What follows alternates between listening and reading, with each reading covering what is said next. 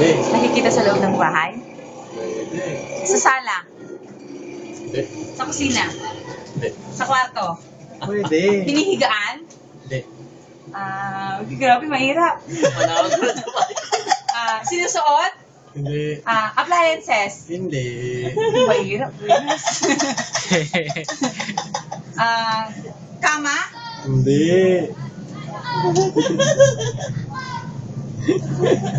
Hindi gamit sa higaan Hindi. Sa kwarto eh. Kulasan? Gubitan mo ba? Ano ba? Appliances? Hindi nga eh. Sinasaksak? Hindi. Upo ka.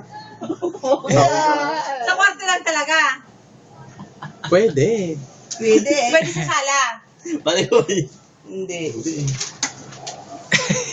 Sa kwarto lang talaga? Hindi. Hindi. Hindi lang sa kwarto? Ano ba yan? Tago kami na dyan. Pare ko. Nasa kwarto natin ngayon? Pabayagan tani mana ina ko baga para si Manong at baga Nasa kwarto natin ngayon? nawalan ng tampol. Oo. Nasa kwarto natin ngayon? Oo. Unan? Hindi. Kumot? Hindi. Aparador? Hindi. Sa kwarto sa labas pwede. Chine? Drawer? Hindi. Dati, ang hirap naman dati. Nasa drawer. Pwede rin nasa drawer. Maliit?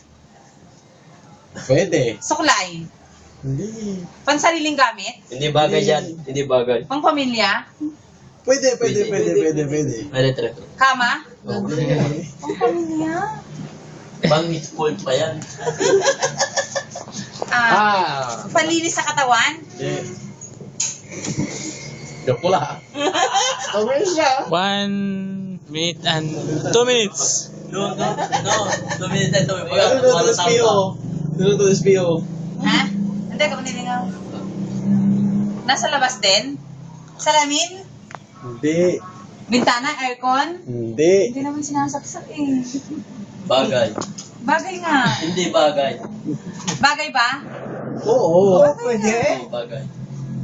Pwede pambili. Kamo. Pwede pambili. Pwede sa labas. Nilalagay sa bulsa. Oo. Pwede pera. Ano mo to eh? Para tao ta. 2 minutes and 35. Hindi lang naman sa kwarto ito eh. Sabi mo,